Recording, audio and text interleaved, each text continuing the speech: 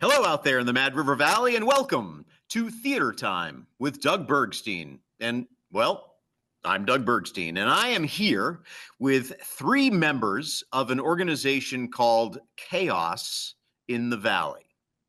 What the heck is Chaos in the Valley? Jordan. We are a live comedic Dungeons and Dragons group. We play D&D and hopefully in the future as well other tabletop role-playing games in front of a live audience of people who can participate in the show by donating to the local theater, specifically the Valley Players Theater. We also give away prizes at the end of each show and try to make it fun for the whole family. Okay, so Dungeons and Dragons, I've heard of it, and my understanding I heard you say role playing. It's a role playing game, but I envisioned this as a board game, and so I'm having trouble wrapping my head around what you mean like live action. What is that? Izzy, you want to fill us in on some of those details? Like how is it live action? At least the way we've done it, in the wonderful fun shows that I've been a part of thus far. The live action part really comes into you actually, for a lot of the D&D experience that I have had, it is just a pack of nerdy friends sitting around a table. So a lot of it is theater of the mind, and you have to act out as your character would do in real time. I'm not saying, maybe don't actually fight the dungeon master if there's a tavern brawl happening. Okay. But the live action aspect of it is you are acting as your character and true reaction is to the world around you, so to speak. Okay, and so you're wanting to attract an audience who is watching you, and let's say, I don't know, there's 4, 6 people on stage, and you are enacting this game, and people are watching you. Is there any audience interaction going on, Eric? Yeah, we've set up a few different audience interaction things, mostly as our way to raise donations for the theater. People in the audience can donate money to make players re-roll rolls. So if someone rolls really well and someone in the audience is like, nah, I don't want that to be that good, they can, mess with us, which seems to be the par for the course of, it's more fun to see failure than success. Is that human it's usually nature? More entertaining. Eric, is that a commentary on human nature? Probably, but I'm not going to get that deep today. I mean, that is why professional wrestling is so popular. I mean, it's about someone gloriously failing. Yeah, okay. Yeah. Fair enough. So we have a few different options of like re-rolls. We made this random wheel that'll just have random things happen to players. A few times ago, we had one where a person in the audience could make a donation and they got to become the monster that the players had to fight. Oh, as fun. They were playing little furry woodland creatures, and oh hey, look who's hiking through the forest, and they got to choose the actions that the monster was doing, which was a fun time. Okay. So are you, how many people are on stage? Was I accurate in saying 4 to 6? Yeah, we have 4 players, 1 dungeon master who's running the game. And so with your group, do people take turns being the dungeon master? Or is there one person who's a dungeon master every time, or how does that work? Typically, it's been me. We have our upcoming show, and also once before, Eric is actually going to be taking the seat of the DM for a side storyline. But yeah, we do and intend, and I fully intend to have I think everybody take at least one turn in the DM seat to run a story that they want to give a try. Yeah, and it's always that's what part of the chaos. You don't know exactly who's in control or how they want to run it. Okay, so speaking of the chaos, the title is Chaos of your group is Chaos in the Valley. How much preparation goes into something like this? Or do you just sort of, the dungeon master has some vague idea what's going on and then you just sort of wing it? Yes.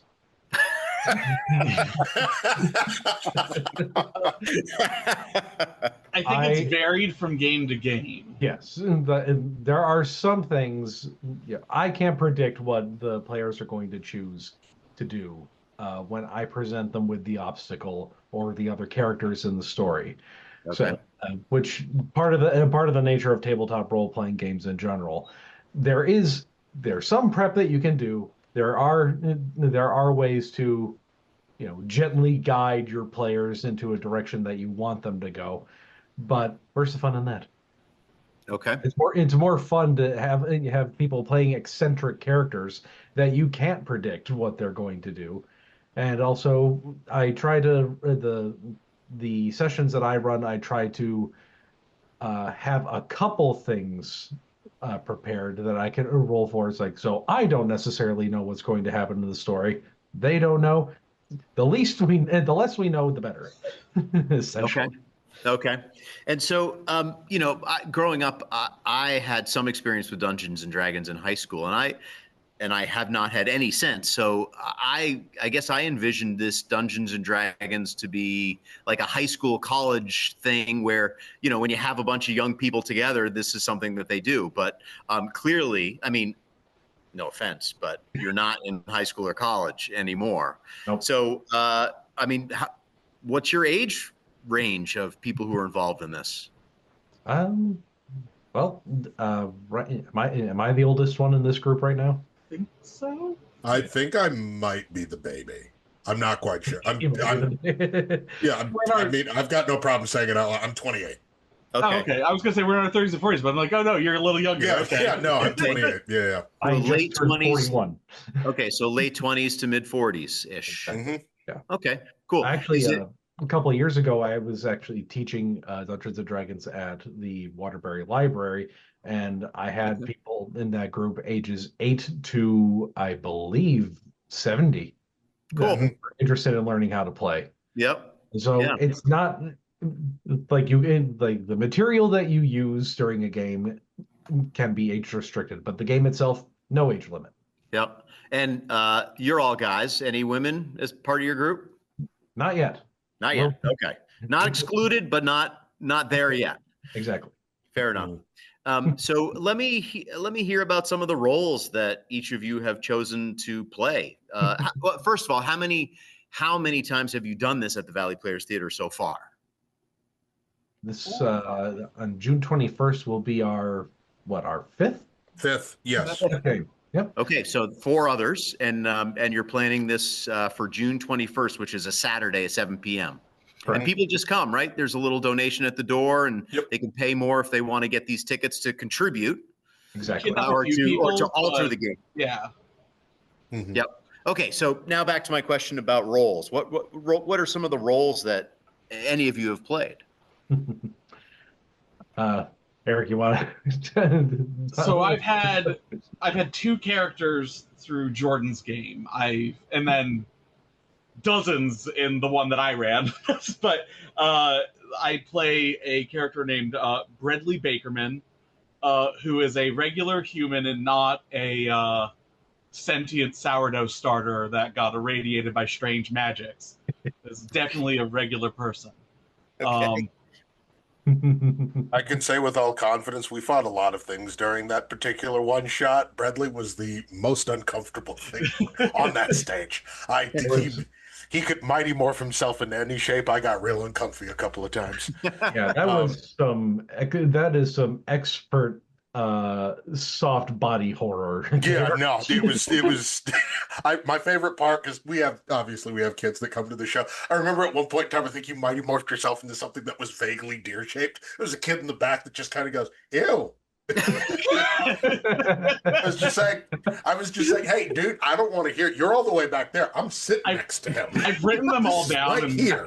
One of these days, I'm going to make a friend draw them all, and it will be terrible. Oh, jeez.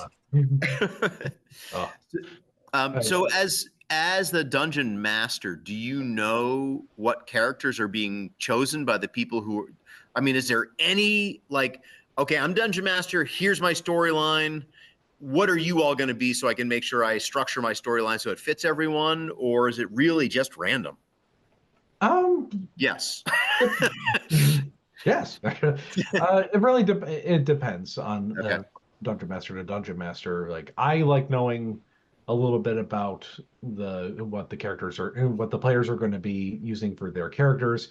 Not necessarily to cater the storyline to fit the character, but just so I know, okay, I know they can do this, this, and this. I have a big idea of the limits of the possibility for Okay. their character.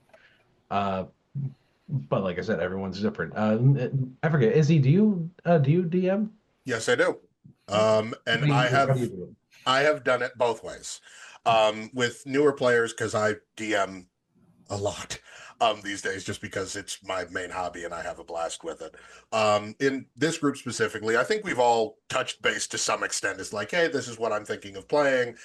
Just because I feel like our group is mostly comprised of people who have some semblance of obsession with overall balance, and making sure we have all of our bases covered as far as classes, playable races, all the rest of that. I have also run for an entire table and had to reformat the campaign last minute because everybody came with Bard multi-classes, and I decided to make them a touring band. So it's very, very fun both ways. As Jordan said, I think there is something to be said about just knowing your players. Like I've been running a campaign with the same 4 people for almost 7 years at this point.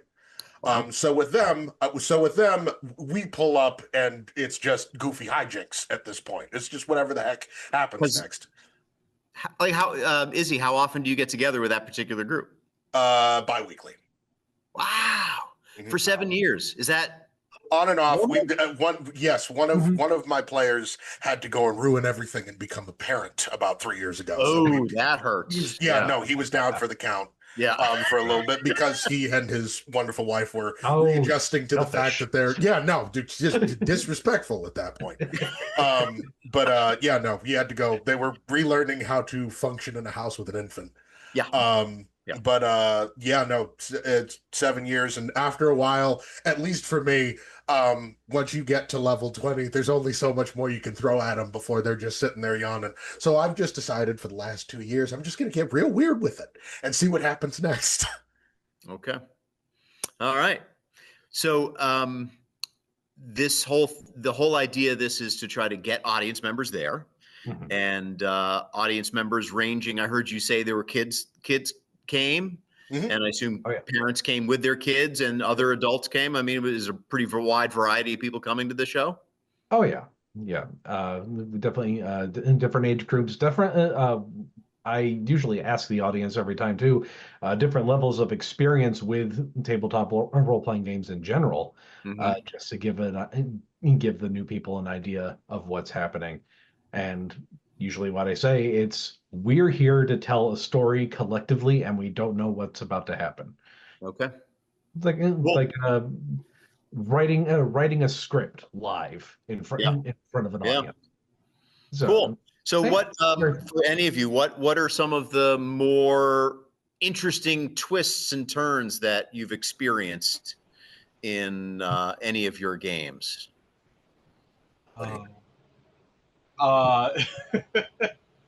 I had this one actually was in a recent game that I've been running. I had a character who, when we were making all the characters, he's like, and as just an offhanded thing, he said, "Oh yeah, and I've been investigating the disappearance of my wife, who ran off on my wedding night." Literally, it's just like a joke. And I was like, okay, 1 second, I'm gonna figure out how to make this all tie into the story. And I finally cracked it, and it's like, it turns out that she's like a secret priestess, and he's a clone of a god, and it's very wacky and ridiculous. But everyone will there was a gasp moment when we were finally revealed the hidden letter that was found, and it was very satisfying. From I took your joke and we made it a thing. Sounds like creativity is a key here. Oh, absolutely. Yeah. Absolutely. But those moments where a player just makes an offhanded comment and you're just like, well, that's the entirety of this narrative now. Like, I remember one of them that I love is this little, one of my good friends who played this very, very sporadically violent little goblin. Yeah, just no, very, very short attention span, very, very easily bored, and he had a butcher's cleaver, and he used it frequently. And he made this offhanded joke around a fire, and I remember being like, I don't remember that being a part of your backstory, but there was like this like phantom T-Rex that he brought up that is only phantomized because he murked it while it was alive. And I went, well, the ghost of that thing's gonna come and get you now. So that's fun. That's a fun thing. And having that thing stomp up over the horizon one day, have everybody go, that's a big old dinosaur, and watching this specific player just go, oh no. I was just like, dude, that was like 6 months ago. And I'm just like, yes. And I write down quite a bit of what comes out of your mouths. Yeah. So as Dungeon Master, you're taking notes. Oh, absolutely. Well, it's one of the only ways should to keep, be. yeah, no, it's one of the only ways to keep me personally honest, because there are also times where my players are just like, are you sure? Because you said that, and I'm just like, oh yeah, I did say that. My bad. Which is, it's just a way to keep everybody honest. I encourage my players to keep some semblance of notes, or more recently, as I've gotten more tech savvy, I do either just voice or video recording as well. Just to give also players who have harder times taking notes or keeping up with that, something to look or watch or listen back to be like, oh, that's what's happened. It also keeps people honest about like what we did last session, because a lot can happen in a normal work week, and people can be like, wait a minute, what the heck did we do last session? Yeah, cool. So Jordan, how about you? Got some something memorable to share?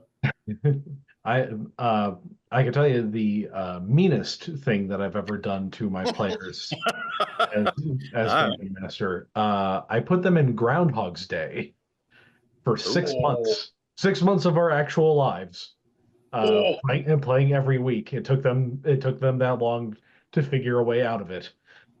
Good Lord. And that's a genius. That sounds cruel.